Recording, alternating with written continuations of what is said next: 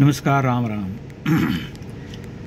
कविता वाचन की जो श्रृंखला मैंने कल से शुरू की है, उसी श्रृंखला को आगे बढ़ाते हुए आज मैं पुनः सूर्यकांत त्रिपाठी निराला की ही दूसरी कविता का वाचन करूंगा, जो कि बहुत ही सुंदर और उत्कृष्ट कविता है। बहुत सारे आलोचकों ने उसे निराला की श्रेष्ठ रचना भी कहा है। वह तुलसीदास के नाम से वह कविता लिखी गई है। राम की शक्ति पूजा के समय के कालखंड में ही, आसपास के समय में ही यह कविता लिखी गई थी। लंबी कविता है जिसके नायक कविवर तुलसीदास हैं। निराला के प्रिय कवि भी थे तुलसीदास। तुलसीदास का जीवन, तुलसीदास कालीन भारत का चित्रण, तुलसीदास का आंतरिक और जो उस समय का जो बाह्य संघर्ष था उसका चित्रण, जो मनोविज्ञान था उसका चित्रण, और अंततः तुलसीदास को एक सांस्कृतिक नायक के रूप में स्थापित करने का प्रयास कि तुलसीदास ने कैसे पराधीन भारत के समय एक अर्थ दिया लोगों को जीने का।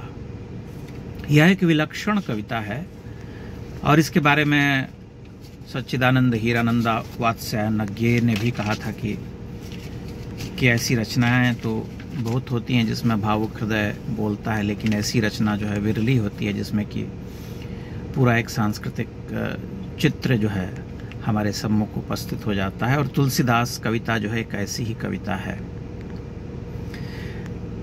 इस कविता से वामपंथी समालोचकों ने पर्याप्त दूरी भी बना रखी, क्योंकि इसमें मुगल कालीन भारत की जो यथास्थिति थी उसे वर्णित किया है कवि वर ने, और बहुत ही संश्लिष्ट शब्दों में उसे वर्णन किया है उसका। तो इस कविता के कुछ छंद मैं आपको सुनाता हूं।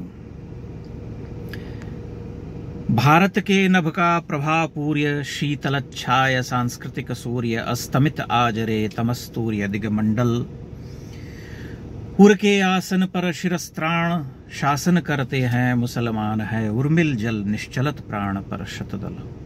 यानी कि भारत के नभ का प्रभापूर्य शीतलच्छाय सांस्कृतिक सूर्य, भारत के नभ का जो प्रभा से पूर्ण जो आकाश था, जो भारत का नभ जो था, वह शीतल छाया जो संस्कृति की थी, जो सूर्य था वह डूब रहा है आज।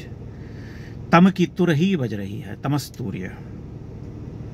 उर के आसन पर शिरस्त्राण, उर के आसन पर जो है, उर जहाँ हृदय का जो स्थल है वहां पर शिरस्त्राण विराजित है और मुसलमान जो है वो शासन करते हैं। है उर्मिल जल निश्चलत प्राण पर शतदल। जल जो है संस्कृति का वो बह तो रहा है, लेकिन जो कमल है संस्कृति का वह निश्चल पड़ा है। निश्चलत प्राण पर शतदल, कितना प्रतीकात्मक और सुंदर है। शत शत अब्दों का सांध्य काल, यह आकुंचित भ्रूकुटिल भाल, छाया अंबर पर जलद जाल ज्यों दुस्तर।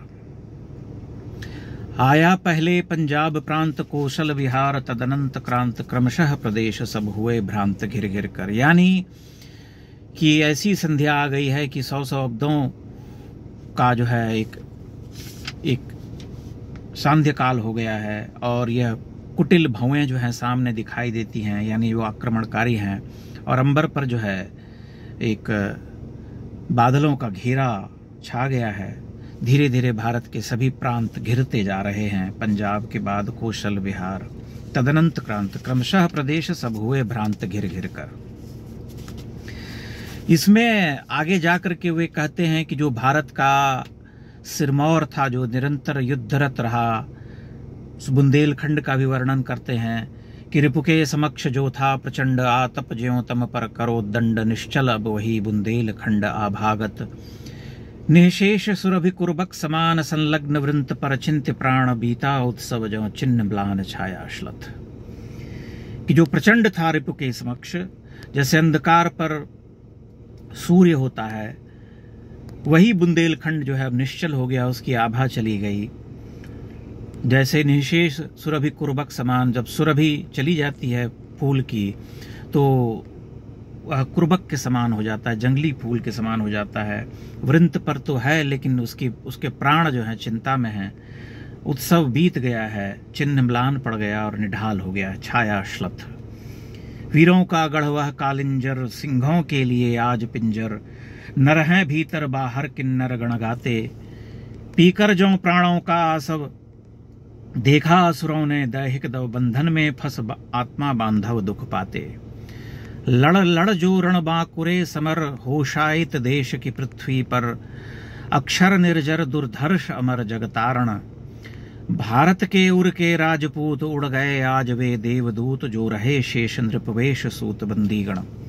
यहाँ इस भ्रम का भी निराकरण करते हैं कविराज कविवर निराला।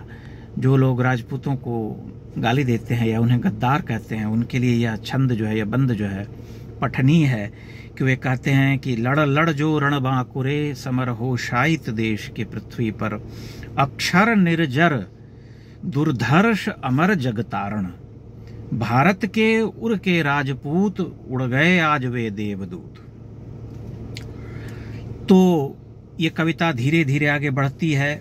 इसमें फिर तुलसीदास का प्रवेश होता है और उनके सामने यह जगत जो है एक माया के रूप में दिखाई देता है, जिसमें वे देखते हैं कि यह माया है, मुगल इस देश को चला रहे हैं, और जो परिवर्तन होता है वो जो दिखाई देता है, उसके नीचे का जो संकट है वह आम जनता को नहीं दिख रहा है, लेकिन है वही कि जो हमें दिख रहा है, जो माया के रूप में दिखाई दे रहा है जगत, उसका हल निकालना है। उस माया को काट करके असली जो भारत का सत्व है उसकी स्थापना करना है, वह कैसे होगा। यह 100 बंद हैं इस कविता में, 100 बंद हैं, जो एक एक बंद मैंने आपको पढ़ करके सुनाया। बड़ी अद्भुत कविता है, धीरे धीरे तुलसीदास के आत्मिक संघर्ष का चित्रण करती हुई कि तुलसीदास कैसे रत्नावली के मोह से छूटते हैं, कैसे भगवान राम में रमते हैं, और कैसे जो है मुक्ति पाते हैं, और कैसे कविराज कविवर के रूप में स्थापित करते हैं अपने आप को। यह एक विलक्षण कविता है और इसे पढ़ना चाहिए सबको।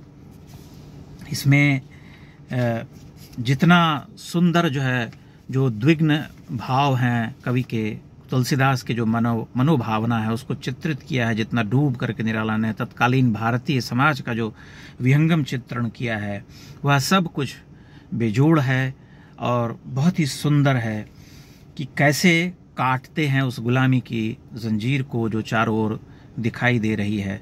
और यह एक सत्य है, प्रामाणिक सत्य है कि तुलसीदास ने रामचरितमानस की रचना करके एक पराधीन भारतीय समाज को बहुत बड़ा ध्येय दे दिया था जीवन जीने का, भगवान राम से जोड़ दिया था।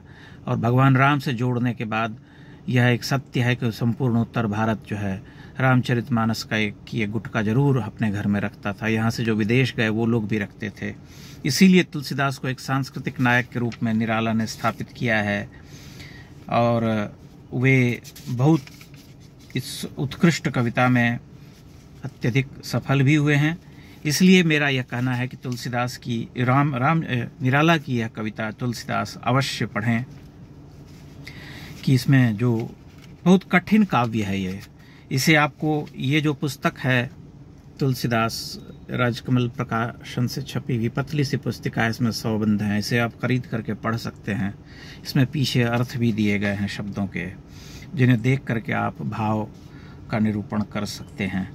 यह कविता एक बार आप पढ़ेंगे तभी आपको आनंद आएगा और समझेंगे कि यह कितना उत्कृष्ट काव्य है। जैसे इसमें बाद में कहते हैं कि जब कवि को लगता है कि जो है अब परिवर्तन होने वाला है, तब वे कहते हैं कि जागो जागो आया प्रभात, बीती वह बीती अंधरात, झरता भर ज्योतिर्मय प्रपात पूर्वांचल। पूर्वांचल में ज्योतिर्मय प्रपात जो है झर रहा है। बांधो बांधो किरणें चेतन, तेजस्वी है तमजीत जीवन, आती भारत की ज्योतिर्धन महिमा बल। मतलब कि भारत की जो महिमा शक्ति है वह उसका पुनः प्राकट्य होने वाला है, क्योंकि एक नया जागरण हो गया है। होगा फिर से दुर्धर्ष समर, जड़ से चेतन का निशिवासर, कवि का प्रतिछवि से जीवन हर जीवन भर, भारती इधर हैं उधर सकल जड़ जीवन के संचित कौशल, जय इधर ईश हैं उधर सबल माया कर। इसकी एक पंक्ति है जो बहुत ही सुंदर है, इसे मैंने 20 वर्ष पहले भी एक चैनल में काम करते हुए एक बंद कहना चाहिए पढ़ा था कि तमके अमर जिरे तार तार जो उन पर पड़ी प्रकाश धार, जगवीणा के स्वर के बहार रे जागो, इस पर अपने कारुणिक प्राण कर लो समक्ष दे दीप्यमान, दे गीत विश्व को रुको दान फिर मांगो। कि अपने गीत ही दे दो इस संसार को, तभी रुको और उसके बाद ही दान मांगो। यह अलग बात है कि न तुलसीदास ने कभी कोई दान मांगा न निराला ने, इसलिए यह अत्यंत ही पठनीय कविता है, इसे आप जरूर पढ़ें। बहुत बहुत धन्यवाद।